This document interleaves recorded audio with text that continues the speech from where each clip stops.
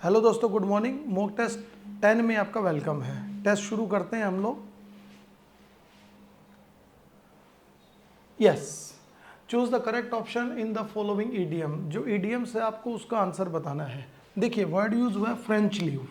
ठीक है, French leave का जो एक्चुअल मीनिंग होता है वो होता है छुट्टी मार लेना। ठीक है, और वो भी बिना किसी प्रायर इन्फॉर्मेशन के, बिना बताए छुट्टी पर चले जाना। तो the answer is take leave without prior information. A answer is correct. French leave का मतलब होता है बिना बताए छुट्टी पर चले जाना। ठीक है, नेक्स्ट क्वेश्चन देखेंगे। Yes, give up the ghost. ठीक है, गिव अप द घोस्ट जो होता है, गिव अप द घोस्ट, इसका मतलब होता है समर्पण कर देना। किसके आगे? घोस्ट के आगे कह सकते हो, तो हो जाएगा टू डाई, मर जाना। टू डाई, मर जाना।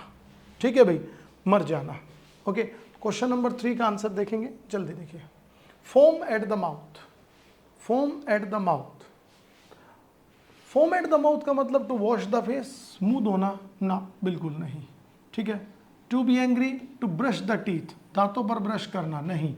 मुंह में झाग आने का मतलब होता है to be very angry. B answer is correct. This is foam at the mouth मतलब होता है बहुत ही ज्यादा गुस्से में होना। ठीक है, नेक्स्ट क्वेश्चन देखेंगे।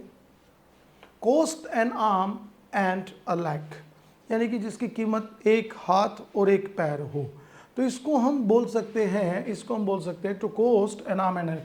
आस्क फॉर इम्पॉसिबल थिंग्स, ऐसी चीज़ें मांगना जिनकी जो डिमांड है या जिनकी पूर्ति करना बड़ा मुश्किल है। टू बी एक्सट्रीमली एक्सपेंसिव, बहुत ज़्यादा कीमत होना, या टू लूज समथिंग, किसी चीज़ को खो देना। तो इसका जो करेक्ट आंसर होगा cost, it means B answer is correct. To be extremely expensive, किसी भी चीज़ का बहुत ज़्यादा महंगा होना। ठीक है, यस। नेक्स्ट क्वेश्चन देखेंगे। Gate into a soup. Gate into a soup का मतलब होता है सूप में फंस जाना। ठीक है, एक ऐसी सिचुएशन जो हमें बढ़िया ना लगे। ठीक है, that is called get into a soup. तो आंसर क्या हो जाएगा? To be in a difficult situation. A answer is correct. To be in a difficult situation, एक मुश्किल परिस्थिति में होना, which is not comfortable to us. ठीक है, next question. Choose the correct option of the following synonyms. Synonym जो है ना, उसका आपको आंसर बताना है। वर्ड आपके सामने लिखा हुआ है इंस्पायर। ठीक है, सो इंस्पायर का करेक्ट सिनोनिम परप्लेक्स, मतलब होता है परेशान, हैरान भी हो सकता है। परसुएड का मतलब होता है किसी को मनाना, राजी करना। मोटिवेट का मतलब होता है किसी को प्रेरित करना। इंस्पायर का मतलब होता है किसी को प्रेरित करना। ठीक है, बहुत आसान से मैंने दिया है। So answer C is correct. Okay, so answer क्या हो जाएगा हमारा? C is correct, motivate. Question 6 का 7 का आंसर क्वेश्चन देखेंगे। एक्स्ट्रावेजेंट। ठीक है, एक्स्ट्रावेजेंट का मतलब क्या होता है? एक्स्ट्रावेजेंट का मतलब होता है जो ज़्यादा पैसे खर्च करता हो। ठीक है, तो आंसर प्राउड का मतलब तो घमंड हो जाएगा। केयरलेस का मतलब जो होता है वो लापरवाह होता है। इसका जो एग्जैक्ट आंसर होगा वो होगा प्ले डक्स एंड ड्रैग्स। इसका मतलब भी यही होता है, प्ले डक्स एंड ड्रैग्स का मतलब होता है पैसे ज़्यादा खर्च करना। ठीक है, ये एक ईडियम है।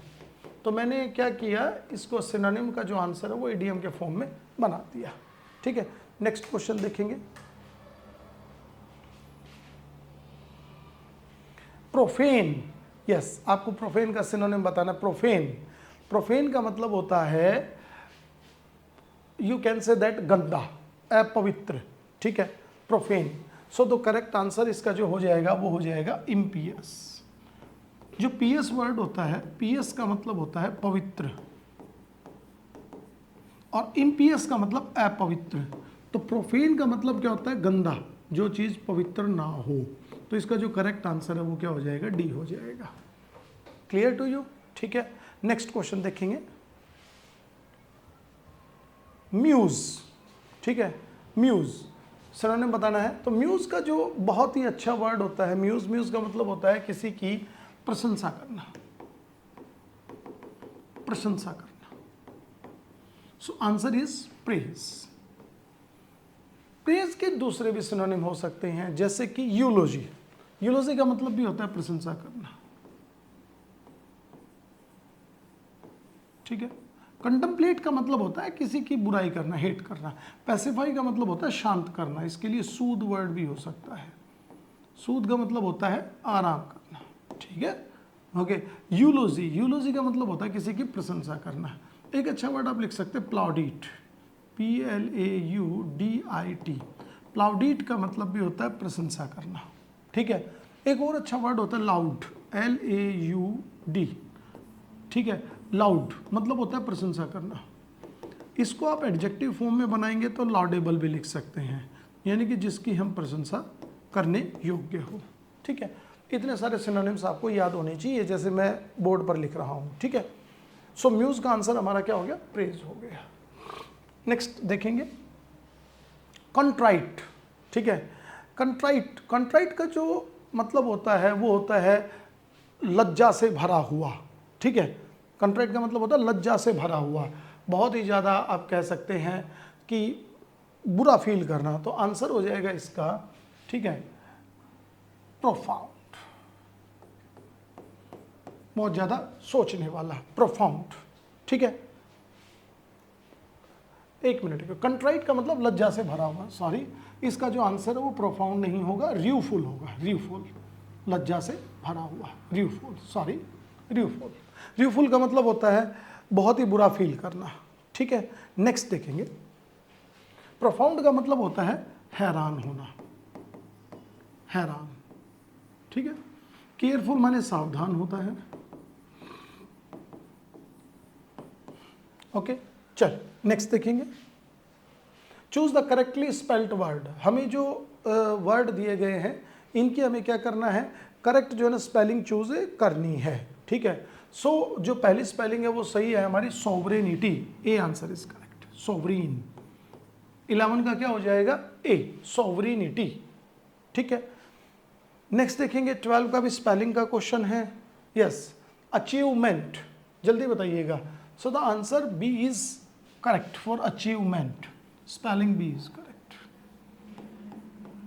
ठीक है। प्राप्ति, ओके। नेक्स्ट क्वेश्चन देखेंगे, अब आता है हमारा gap filling, fill in the blanks का पोर्शन, ठीक है। This watch is expensive and it is a edition watch, ठीक है, dash. So informal, limited, formal या इनमें से कोई नहीं। सो जो इसका आंसर होगा, this watch is expensive and it is अ, ठीक है, जो एडिशन होता है वो उसके लिए जो यूज करते हैं एक्सपेंसिव है। इनफॉर्मल वर्ड यूज नहीं होता है, फॉर्मल का हो जाएगा तो एक्सपेंसिव नहीं होगा, कॉमन सा हो जाएगा, तो आंसर होता है limited edition watch. It is a limited edition watch. Limited edition का मतलब होता है चुनिंदा लोगों के लिए बनाया गया है, बहुत ही कम पीस इसके जो है ना वो बने हैं। जैसे कोई कार खरीदते हैं, कोई पर्स होता है, वो लिमिटेड एडिशन बोला जाता है उनके लिए, ठीक है ना, बहुत ही कम बनाना, ओके। नेक्स्ट क्वेश्चन देखो 14, please put your on the paper. Options are sign, signature, signed, none of these, ठीक है। एक मैं आपको यहाँ पर बहुत अच्छी बात बताने जा रहा हूँ, वो ध्यान दीजिएगा। एक वर्ड यूज होता है साइन, साइन जो होता है वो हमारी वर्ब होती है, याद रखना है आपको, ठीक है। सिग्नेचर जो होता है वो हमारा नाउन होता है, ठीक है। सिग्नेचर क्या है, हमारा नाउन है, ओके। यहाँ पर क्या है, योर, योर हमारा क्या है, पजेसिव एडजेक्टिव है।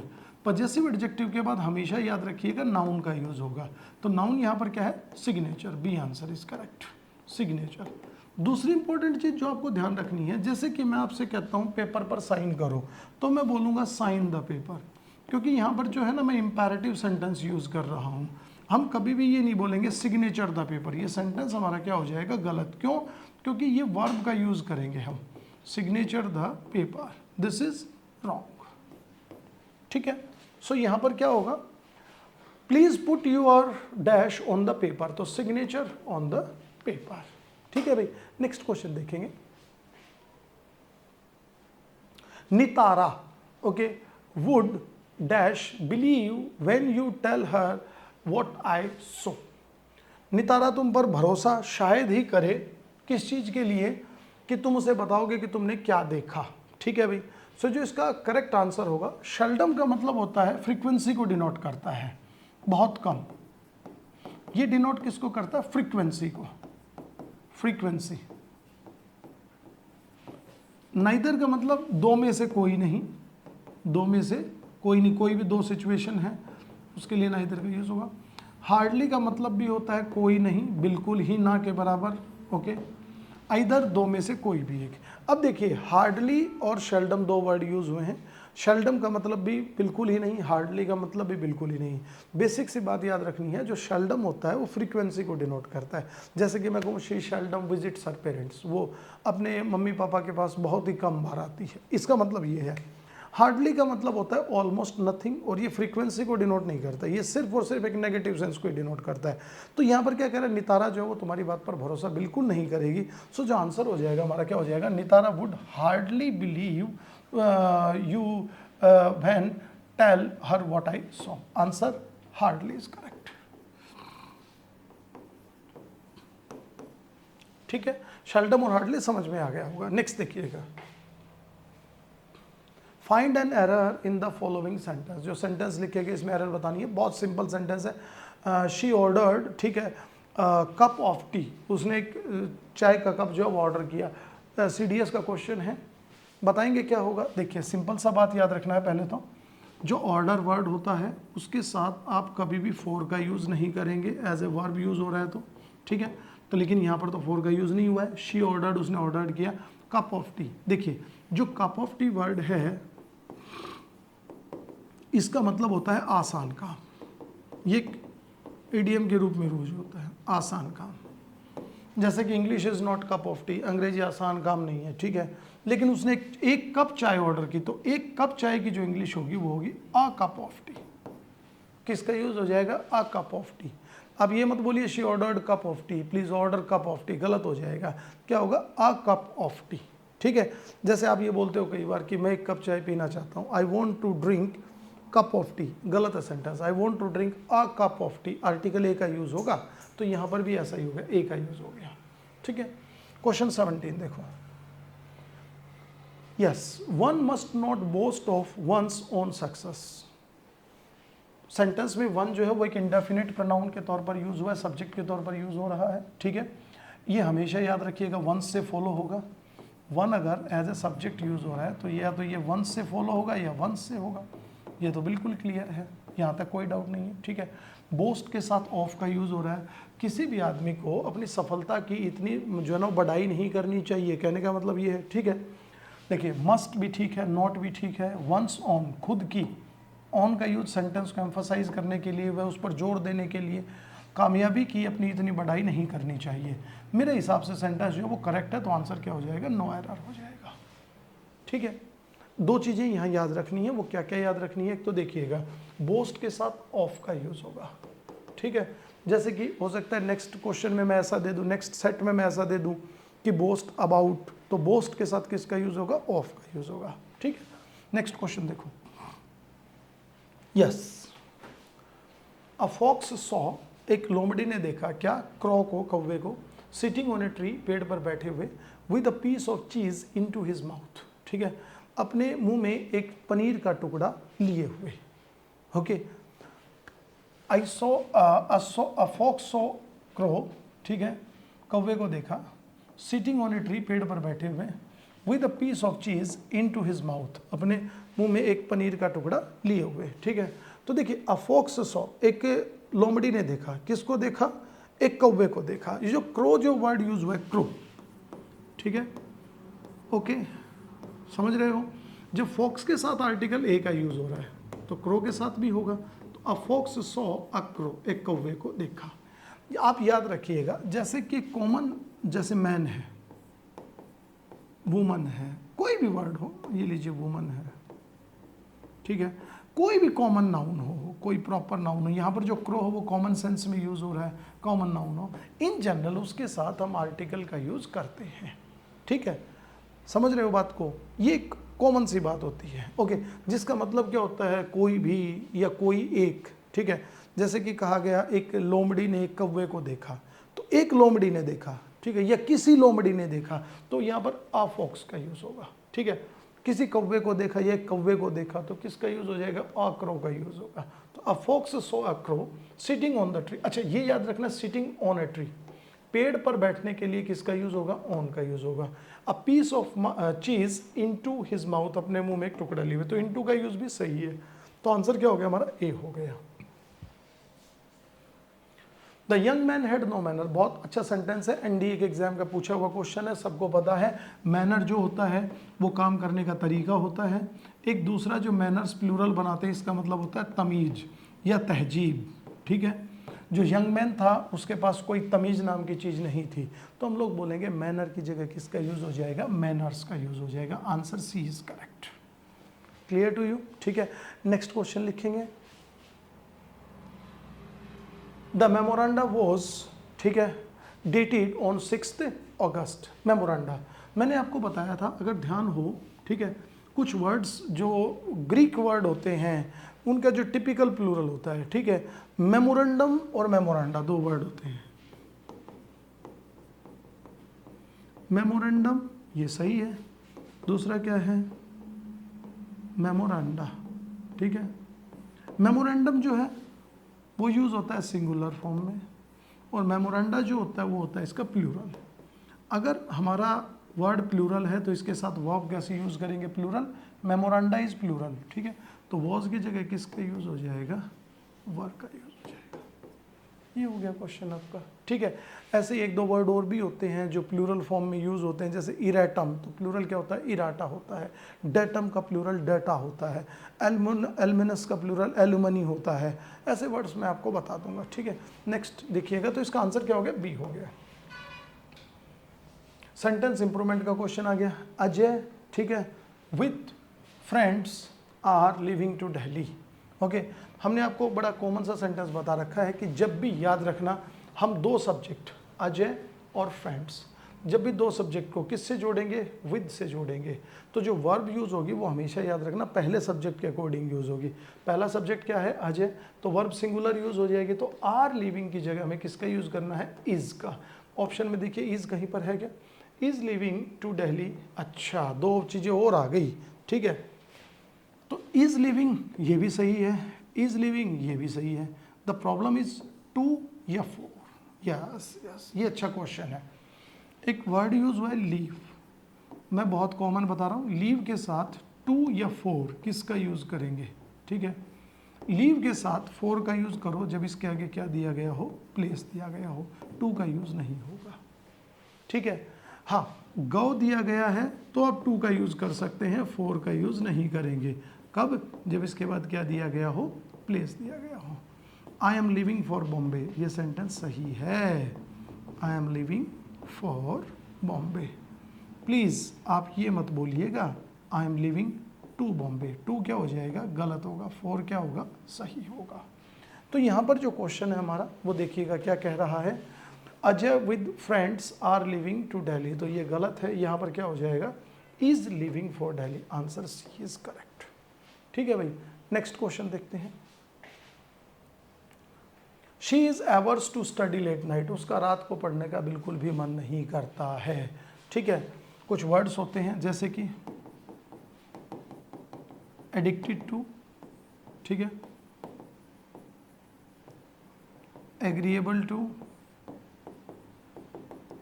With a view to,